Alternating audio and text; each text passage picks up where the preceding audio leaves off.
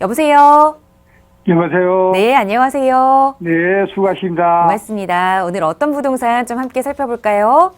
네네. 도봉구 쌍문동에 있는 대웅아파트 그 전방을 좀 알고 싶어서 전화드렸고요. 네. 미아 사거리 롯데백화점 뒤에 네. 그 뒤로가 전망이 앞으로 어떤가 네. 그게 궁금해서 전화드렸습니다. 미아사거리 롯데백화점 뒤에는 그럼 어떤 부동산 좀 보시는 거예요? 아, 거기는 다가구입니다. 다가구 주택 혹시 주소 알고 계세요? 네네. 네, 좀 알려주실까요? 예. 강북구 오태산로 네. 31길 네. 13입니다. 31일 길에 13. 13. 네네.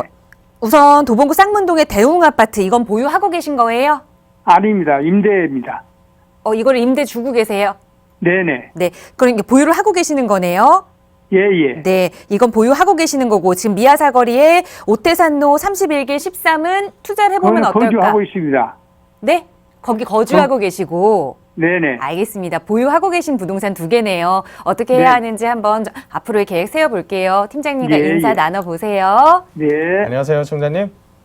여보세요. 네, 잘 들리시나요? 반갑습니다. 네, 수고하십니다. 반갑습니다. 네. 네네. 말씀하신 그 지역들을 제가 좀 띄워봤고요. 네네. 시청자님께서는 지금 2개 다 보유를 하고 계신 상황이신 거네요. 예예. 아니. 여기 저기- 사셨었나요? 대웅 아파트에? 네? 거주를 하셨었어요? 아니요. 근데 어떤 그냥 계기로 그 투기로 그냥 사는 겁니다. 투자로 그냥 접근하신 거네요? 네네. 언제 매수하셨습니까? 작년 10월 달이니까 1년 조금 넘었습니다. 지금 제가 보는 눈에는 그렇게 접근 시점이 좋지는 않았던 것 같아요. 네. 이런 이제 사람들의 관심이 조금 없는 지역들 같은 경우에는요. 남들이 끝까지 힘을 발휘할 때 얘 같은 경우는 먼저 기울기 시작을 해요. 보통은. 네. 같은 재건축 아파트라고 할지라도 강남권 재건축 같은 경우는 지금까지도 사람들이 관심을 많이 가지고 있는 반면에 외곽에 있는 재건축 같은 경우에는 이미 다 관심이 꺼져 버렸어요. 그래서 여기 같은 경우도 연식은 어느 정도 있고 옆에 있는 창동 택지개발지구 요쪽 일대 또 노원구 쪽 일대 이런 지역들은 서서히 이제 관심들이 많이 꺼지고 있는 상태인 거거든요. 예, 맞습니다. 그럼 제가 봤을 때는 이거는 정리를 하셔야 될 물건이지 18년도에 접근할 정도의 물건은 아니셨던 것 같아요. 근데 그걸 사가지고 임대소득 신고를 해놨는데 어떻게 하죠? 그건 어쩔 수가 없습니다. 그냥 끌고 가시는 게 나으실 수도 있어요. 아, 이거 임대사업자 등록하고서 임대 의무기간 못 채우면 과태료 나와버리거든요. 예. 알고 계시죠? 예. 그래서 지금 현황으로 봤을 때는 많이 안 올랐으니까 많이 안 떨어질 거야 라고 생각하면서 그냥 끌고 가시는 게 나을 수도 있어요. 지금 재건축 그 시작을 하고 있거든요. 자, 재건축이라고 하는 건 언제나 돈이 되는 건 아닙니다. 네. 재건축만 하면 이제 뭐 굉장히 큰 자본 이득을 가져다 줬던 시기가 있는 반면에 재건축 해봤자 별 재미 없는 시기가 이제는 와버린 거예요. 그 이유가 뭐냐면 예. 과거에 시청자님 목소리 들어보니까 연배가 조금 있으신 것 같거든요. 예. 80이 나갑니다. 아, 그러세요? 네네. 과거 한번 기억을 떠올려 볼까요? 네네. 2000년대 초반에 이때 노무현 정권 때였죠. 예. 이때 당시에 강남을 주도해서 올리게 된 원인이 어떻게 됐냐면 그 70년대 지어졌던 아파트들 있죠. 저밀도 아파트들. 예. 기억나세요? 예. 지금 그 중에 하나 남아 있어요. 반포 1단지 같은 데들. 예. 층수가 한 5층 정도 되고 용적률이 100%보다도 낮은 데들. 네. 그런 데들을 재건축을 했을 때는 사기만 하면 돈이 됐어요.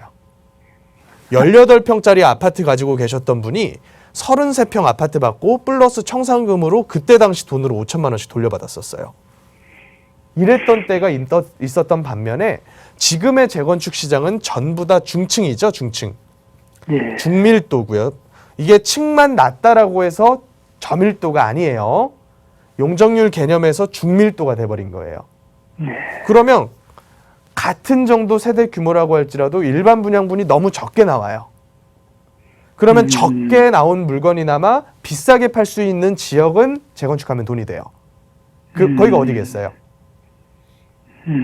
강남권 일대가 일단 우선적으로 갈 거 아니에요. 그렇죠. 근데 비강남권 같은 경우에는 중층 중밀도 단지들이 제대로 재건축을 못하고 있죠, 지금. 노원구 같은 경우만 해도 보세요. 2개 단지 정도만 100% 미만인 것들만 가버리고 한 170 이상 되는 애들이 제대로 진행을 못 해버리고 있거든요. 예. 나중에는 언젠간 될 수도 있어요. 근데 이거는 시청자님 연배과는 맞지 않은 투자 같아요. 예. 그러니까 이 물건 같은 경우는 어쩔 수 없이 그냥 끌고 가는 정도 수준이지 큰 돈이 될 거다라고 생각하시면 안 될 것 같고요. 예. 두 번째로 미아사거리역 뒤쪽에 있는 다가구 거주하고 계시다고요? 예. 지금 거주하시는 다가구 같은 경우에도 그래요. 요쪽 일대가 지금 구역으로 지정이 잡혀 있나요? 해지가 됐나요?